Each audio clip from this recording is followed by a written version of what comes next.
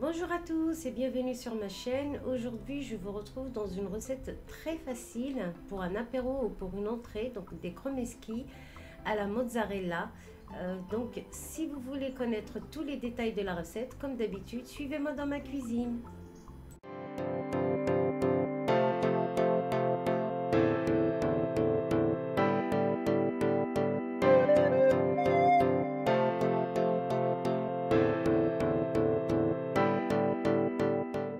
On va préparer des kromeski. Donc ce sera à base de pommes de terre. Ils seront fourrés avec des billes de mozzarella, mais vous pouvez les fourrer soit avec des boulettes de viande hachée, ce que vous voulez, ou tout simplement en nature. Donc ici j'ai 4 pommes de terre salées qui sont déjà cuites à la vapeur. Donc c'est très important, il faut que ce soit cuit à la vapeur et non pas dans l'eau. Ou alors au four si vous voulez, mais en tout cas le plus important c'est qu'il ne faut pas qu'elle baigne dans l'eau, sinon il y aura trop d'eau dans votre pâte. J'ai ici un peu de persil finement ciselé, une bonne noisette de beurre, j'ai ici 125 g de mascarpone, j'ai aussi un fromage, j'ai un œuf ici, j'ai du sel pour ajuster au niveau du sel, et j'ai du paprika et du curry. Après, au niveau des épices, vous mettez ce que vous voulez. Donc déjà, on va éplucher tout de suite quand vous retirez vos pommes de terre.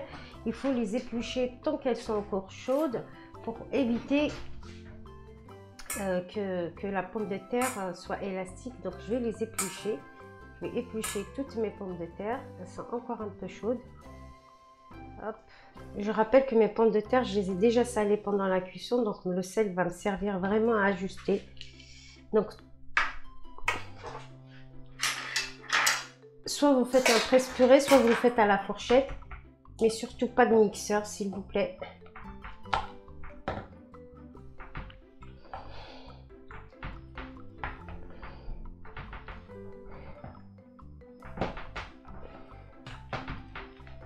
Donc j'écrase bien mes pommes de terre.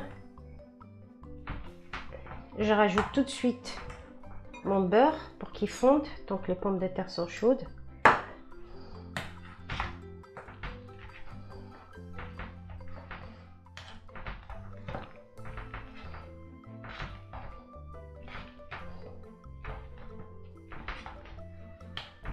Je rajoute aussi mon mascarpone.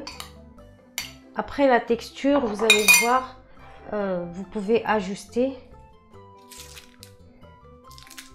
Si vous voyez que vous n'avez pas assez de pommes de terre, mettez pas 150, 125 g de mascarpone, mettez moins.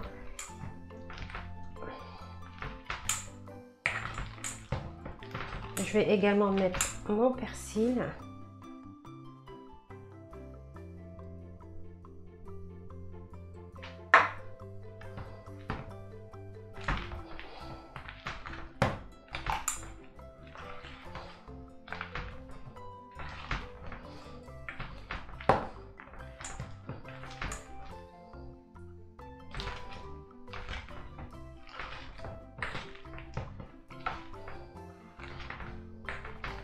Je vais mettre mon paprika pour donner une belle couleur.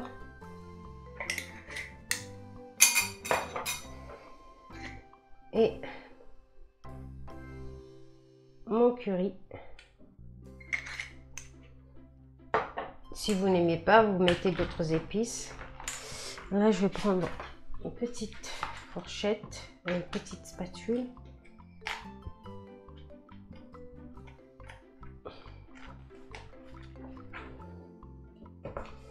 Je vais rajouter mon œuf.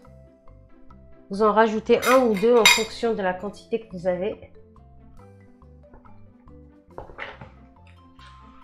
Moi, un, ça va me suffire. Comme vous pouvez le voir, on a une sorte de purée. Vous doutez bien qu'on ne va pas faire les kromeski comme ça. Ma pâte est encore chaude.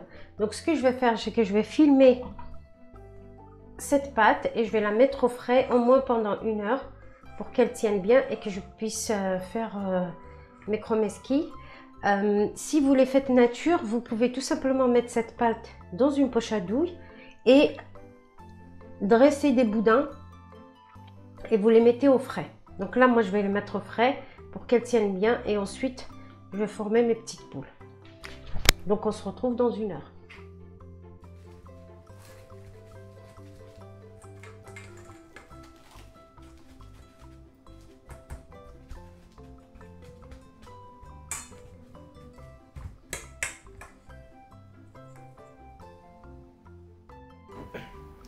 Après 1 heure au frais, donc je récupère mon mélange. Surtout si vous voyez qu'il est un peu trop mou, vous pouvez aussi rajouter quelques flocons de purée déshydratée pour épaissir la pâte. Donc moi, elle a bien durci. Je récupère donc, comme vous pouvez le voir sur l'image, une boule de purée. Et j'enrobe ma boule de mozzarella que j'ai égouttée. Si vous mettez des boulettes de viande hachée, donc vous enrobez vos boulettes de viande hachée avec la pâte. Donc je fais ça, et pour les natures, je vais les mettre en boudin. Vous pouvez, après cette étape, les mettre au congélateur pour qu'ils durcissent bien, pour pouvoir les paner par la suite. Donc là, moi, j'étais un petit peu pressée, donc je les ai panés tout de suite. Mais l'idéal, c'est vrai que c'est de les faire un peu à l'avance, les mettre au congélateur. Comme ça, vous aurez vraiment des boules et des boudins assez durs. Et ensuite, vous pouvez facilement les paner sans aucun problème. En ce qui concerne la panure, donc j'ai préparé de la chapelure. J'ai également préparé de la farine. J'ai assaisonné la farine donc avec du sel, un peu de paprika. Et donc là, j'ai des blancs d'œufs que je fais mousser. Donc les blancs d'œufs, je les ai fait mousser. Il y en a 2. La chapelure. Donc dans la chapelure et dans la farine, j'ai mis un peu de paprika et un peu de curry. Vraiment. Et dans la farine, j'ai mis aussi un peu de sel. Donc je vais faire une panure à l'anglaise. Comme vous pouvez le voir, mes boulettes ne sont pas congelées. Donc c'est un peu... elles sont un peu molles. Mais si vous les congelez, elles seront encore plus faciles à manier. Donc là, je les fais passer d'abord dans la farine. Donc c'est ce qu'on appelle vraiment une panure à l'anglaise. Je fais passer toutes mes boulettes dans la farine. Ensuite, je vais les passer dans les blancs d'œufs et ensuite à la fin dans la chapelure.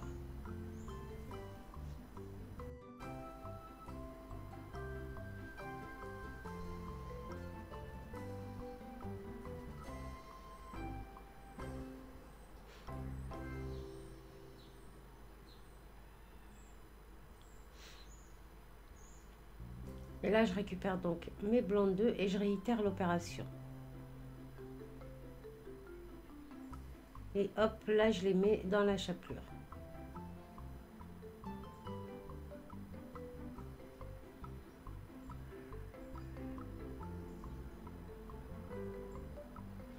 Je tasse un petit peu pour que la chapelure colle bien.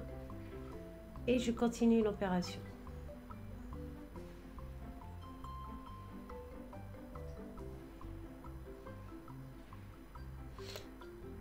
Il faut bien faire mousser le blanc d'œuf pour pas que la boulette récupère trop de blanc.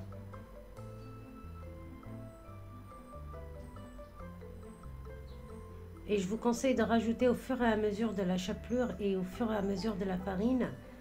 Parce que si vous mettez trop d'un coup, ben, les blancs d'œufs vont faire des sortes de... des sortes de tas, donc comme une pâte. Donc il vaut mieux rajouter petit à petit. Donc vous mettez un tout petit peu de chapelure dans votre bol et ensuite quand vous n'en avez plus, vous en rajoutez plutôt que de tout mettre d'un coup. Et du coup la chapelure va se transformer en pâte.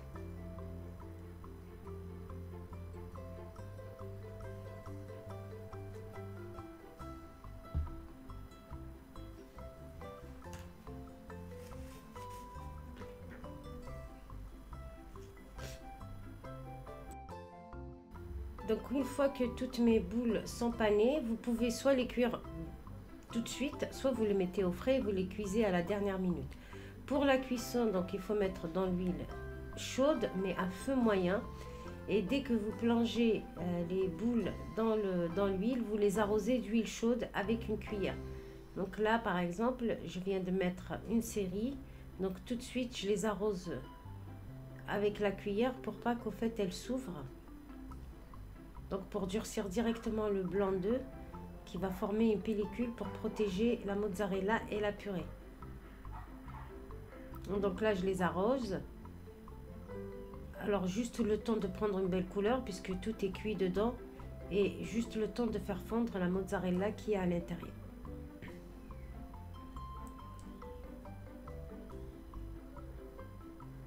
Alors après, ça se déguste vraiment avec des sauces. Tant que c'est chaud, c'est vraiment hyper bon. Les enfants en raffolent. Moi, je sais que mes enfants adorent ça. Et ça vous fait vraiment un apéro assez gourmand.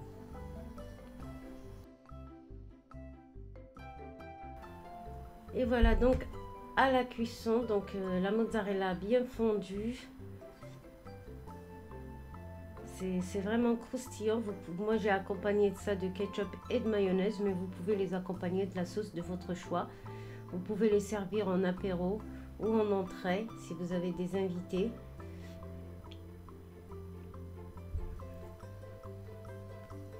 Je vais vous offrir donc un. Voilà la mozzarella bien coulante à l'intérieur. Et voilà, donc ma vidéo est à présent terminée. Je vous invite à la liker et à la partager si elle vous a plu. Il ne me reste plus qu'à vous souhaiter un bon appétit et je vous dis à très bientôt dans une nouvelle recette.